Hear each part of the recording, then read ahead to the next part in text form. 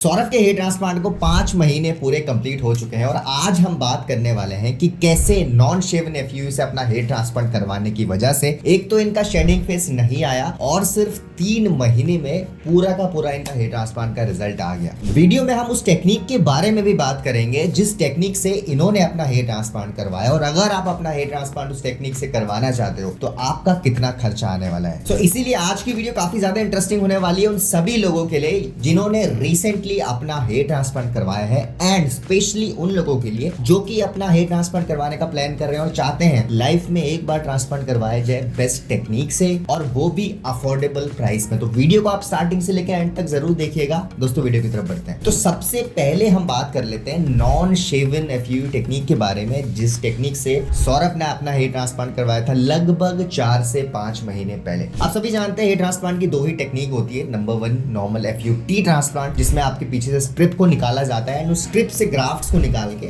आपके transplanted area में लगाया जाता है। नंबर 2 टेक्निक होती है FUE hair transplant, right. But अगर मैं बात करूं नॉन शेवन एफयूई टेक्निक की तो non shaven FUE technique FUE technique से ही आया है। इसमें बेसिकली क्या होता है जैसे कि नॉर्मल एफयूई टेक्निक में आपके बालों को ट्रिम किया जाता है पूरा, उसके बाद एक्सट्रैक्शन होता है। अब बेसिकली कुछ लोगों को ट्रिमिंग नहीं करवानी होती है, right, during the transplant procedure. कुछ लोग चाहते हैं कि मेरी ट्रिमिंग ना हो एंड मेरा ट्रांसप्लांटेशन हो जाए, तो उस केस में नॉन शेवन एफयूई टेक्निक से ट्रांसप्लांटेशन होता है। अब इसका मतलब ये नहीं है कि नॉन शेवन एफयूई टेक्निक में ट्रिमिंग नहीं होती। नॉन शेवन एफयूई टेक्निक में भी ट्रिमिंग होती है लेकिन वो उस पर्टिकुलर एरिया में ट्रिमिंग होती है जहां से ग्राफ्ट का एक्सट्रैक्शन होता है, राइट। आप सभी जानते हैं नॉर्मल एफयूई टेक्निक या कोई भी डीएचआई डर्मा इंटरलॉकिंग टेक्निक में क्या होता है कि पूरे बालों को ट्रिम्ड ऑफ किया जाता है। अगर आप अपने बालों को ट्रिम नहीं करवाना चाहते, आप चाहते हैं कि आपके ट्रांसप्लांट के 1 हफ्ते बाद ही आपकी कंडीशन बिल्कुल नॉर्मल लगे, उस केस में आप नॉन शेवन एफयूई टेक्निक से ट्रांसप्लांट करवा सकते हैं क्योंकि नॉन शेवन एफयूई टेक्निक में पूरे स्कैल्प को ट्रिम नहीं किया जाता, सिर्फ उस पर्टिकुलर एरिया को ट्रिम किया जाता है जहां से ग्राफ्ट का एक्सट्रैक्शन हो। अगर आपको याद होगा, अगर मैं सौरभ की बात करूं तो इनके ट्रांसप्लांटेशन के बाद इन्होंने अपना डोनर दिखाया था और उस समय हम लोगों ने देखा था कि इनके एक स्पेसिफिक जोन में ही ट्रिमिंग की है जहां से एक्सट्रैक्शन हुआ है, राइट। और इनके जो बाकी के बाल थे वो बिल्कुल वैसे ही थे,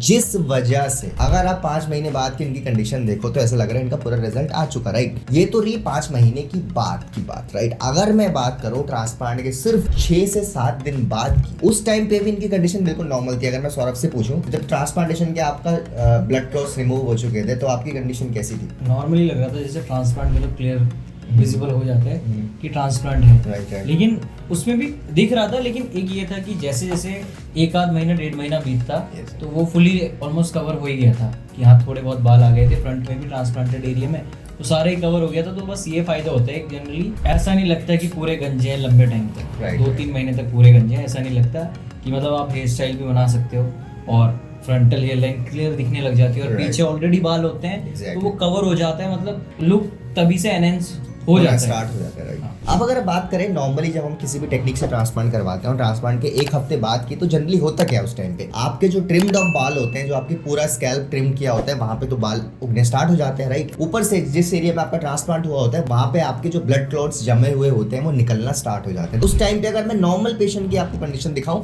तो वो इस तरीके से दिखती है, राइट। अब कुछ लोग ये चाहते हैं कि मैं ट्रांसप्लांट के बाद मेरी कंडीशन ऐसी ना लगे, राइट। वैसे तो नॉन शेवन एफयूई टेक्निक इतना ज्यादा रिकमेंडेड नहीं होती क्योंकि इसमें एग्जिस्टिंग हेयर के बीच में ट्रांसप्लांट होता है और ये एक्सपीरियंस क्लिनिक ही कर पाता है, राइट। सबसे ज्यादा अगर मैं रिकमेंडेड टेक्निक की बात करूं तो वो शेवन एफयूई टेक्निक ही होती है क्योंकि उसमें डॉक्टर को एग्जैक्ट पता लगता है कि कहां पे ग्राफ्ट्स को लगाना है। नॉन शेवन एफयूई टेक्निक बहुत ज्यादा कॉम्प्लिकेटेड टेक्निक होती है, राइट। और इस टेक्निक से अगर आप ट्रांसप्लांट कराते हो तो 1 हफ्ते बाद आपकी कुछ ऐसी कंडीशन लगती है जैसे कि सौरभ की लग रही थी, राइट। और मैं अगर सौरभ की ही बात करूं तो ट्रांसप्लांट के सिर्फ 1 महीने बाद ही इनको देख के ऐसा लग रहा था कि इन्होंने ट्रांसप्लांट ही नहीं करवाया, राइट, क्योंकि एग्जिस्टिंग हेयर ट्रिम्ड ऑफ नहीं हुए थे क्योंकि नॉन शेवन एफयूई टेक्निक से ट्रांसप्लांट करवाया था, जिस वजह से वो बाल जब बड़े होने लगे उन बालों ने ट्रांसप्लांटेड एरिया को ऑलरेडी कवर कर दिया, जिस वजह से पता ही नहीं लगा 1 महीने बाद ही कि ट्रांसप्लांट हुआ है। और ऑनेस्टली 4 महीने में इनका इतना जबरदस्त रिजल्ट आ गया कि कोई देख के बता नहीं सकता कि ट्रांसप्लांट हुआ है। नो डाउट इन्होंने डर्मा टेक्निक से ट्रांसप्लांट करवाया था। आप सभी जानते हैं डर्मा टेक्निक हेयर लाइन के लिए काफी ज्यादा फेमस है। अगर मैं बात करूं हेयर लाइन की तो मैं देख सकता हूं पास से, आप लोग तो कैमरे में देख ही रहे हो, इनकी हेयर लाइन काफी ज्यादा नेचुरल लग रही है। स्पेशली मैं फ्रंटल पोर्शन की बात करूं, फ्रंट में क्योंकि पतले पतले सिंगल हेयर फॉलिकल लगाए गए हैं जिस वजह से जो हेयर लाइन है वो काफी ज्यादा नेचुरल लग रही है, राइट। अब एक तो नॉन शेवन एफयू टेक्निक इतनी ज्यादा रिकमेंडेड नहीं होती, बट अगर आपकी कोई इमरजेंसी है, आपको नॉन शेवन टेक्निक से ही ट्रांसप्लांट करवाना है, तो उस चीज में मैं एक चीज हमेशा बोलता हूँ, हो सकता है आपको कोई भी क्लिनिक बोल दे कि हम नॉन शेवन टेक्निक से ट्रांसप्लांट कर देंगे, नॉन शेवन एफयू टेक्निक से, राइट। बट ऑनेस्टली गाइज, आप किसी भी क्लिनिक में ट्रांसप्लांटेशन मत करवा लेना जब तक आप उस क्लिनिक के नॉन शेवन एफयू टेक्निक के रिजल्ट ना देख लो। नॉन शेवन एफयू टेक्निक थोड़ी कॉम्प्लिकेटेड होती है as compare to shaven FU technique, क्योंकि इसमें एग्जिस्टिंग हेयर के बीच में ट्रांसप्लांट करना होता है ताकि वो बाल भी डैमेज ना हो जो एग्जिस्टिंग हेयर है, एंड जो ट्रांसप्लांटेड हेयर है वो भी अच्छे से इम्प्लांट हो जाए, ठीक है। स्पेशली वैसे तो ये रिकमेंडेड नहीं होता, सौरभ को तो चाहिए था, इसने करवाया, बट किस्मत भी अच्छी थी, अच्छे क्लिनिक से करवाया। बट अगर आप भी प्लान कर रहे हो तो आप मेक श्योर करें कि एक अच्छे क्लिनिक से ही ट्रांसप्लांट करवाएं। सौरभ का रिजल्ट आप देख सकते हैं, बहुत अच्छा रिजल्ट है। अगर आप स्पेशली इनके रिजल्ट की बात करें तो आप लोग के स्क्रीन के सामने इनका रिजल्ट दिख रहा होगा। इनकी फ्रंटल लेयर काफी ज्यादा नेचुरल लग रही है, टेम्पल्स इनके काफी ज्यादा अच्छे थे, तो इस वजह से इनका रिजल्ट काफी ज्यादा एनहेंस है। अब अगर मैं बात करूं शेवन टेक्निक और नॉन शेवन टेक्निक के कॉस्टिंग में कितना फर्क होता है, तो इसका आंसर बहुत सिंपल है, दोनों की कॉस्टिंग सेम ही होती है, राइट। इन्होंने डर्मा टेक्निक से ट्रांसप्लांट करवाया तो डर्मा टेक्निक की जो कॉस्टिंग 25-30 रुपए पर ग्राफ थी वो ही ली गई। अगर ये शेवन टेक्निक से ट्रांसप्लांट करवाते हैं डर्मा से, फिर भी उनका उतना ही खर्चा आता। अगर ये नॉन शेवन से भी इन्होंने करवाया तो उनका सेम ही खर्चा है, तो खर्चे में बिल्कुल भी डिफरेंस नहीं होता। अगर मैं शेवन एफयू टेक्निक या फिर नॉन शेवन एफयू टेक्निक की बात करूं, राइट, खर्चा आपका ऑलमोस्ट सेम ही आने वाला। अगर आपको क्लिनिक ऐसा बोल रहे हैं कि हम नॉन शेवन का अलग से खर्चा लेंगे, तो यहाँ पे आप समझ जाना ये एक बहुत बड़ा रेड फ्लैग है। वैसे हम सौरभ से जान लेते हैं सौरभ का क्या कहना है अपने इस डिसीजन को लेके कि नॉन शेवन टेक्निक इनके लिए सही रही कि नहीं रही। मेरे लिए नॉन शेवन टेक्निक काफ़ी सही रही।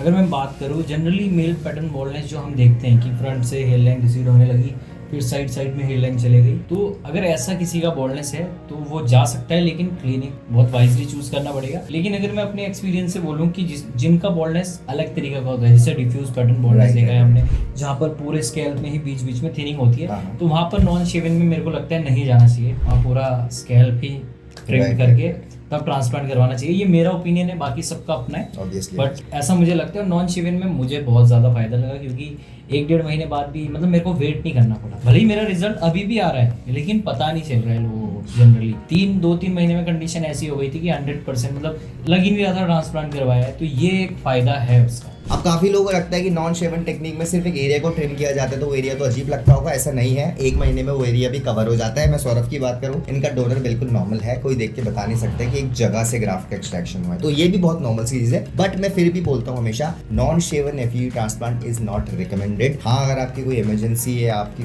कुछ भी प्रॉब्लम हो सकती है, तभी आप करवाएं, लेकिन फिर भी आपको मेक श्योर करना है कि जिस क्लिनिक से आप नॉन शेवन करवा रहे हो वहाँ पे नॉन शेवन अच्छे से होता है। सो गाइस, ये थी आज की वीडियो। आज की वीडियो में आपको इस नॉन शेवन टेक्निक के बारे में बताना चाह रहा था। काफी लोगों के कमेंट आ रहे थे कि नॉन शेवन टेक्निक का खर्चा क्या शेवन टेक्निक से अलग होता है। ऐसा नहीं है, और इसीलिए मैंने सौरभ को भी बुलाया था ताकि मैं इनके प्रेजेंट कंडीशन आपको दिखा दूं और आपको बता दूं कि कैसे नॉन शेवन टेक्निक एक सही ऑप्शन रहता है अगर आप एक अच्छे क्लिनिक से ट्रांसप्लांटेशन करवा सकते हो। रिजल्ट की बात करूं तो नॉन शेवन और शेवन का दोनों के ऑलमोस्ट सेम ही आता है, रिजल्ट में कोई ज्यादा फर्क नहीं होता। उम्मीद है आपको ये आज की वीडियो पसंद आई होगी, और अगर आपको आज की वीडियो पसंद आई तो हमारी वीडियो को लाइक करिए, फ्रेंड्स के साथ शेयर करिए, एंड अगर आप फर्स्ट टाइम चैनल में आ रहे हैं, चैनल को सब्सक्राइब करिए। आने वाले टाइम में बहुत सारे ऐसी वीडियो आने वाले हैं जिनकी नोटिफिकेशन डायरेक्टली आपके फोन में पहुंच जाएगी। Thank you so much for watching guys.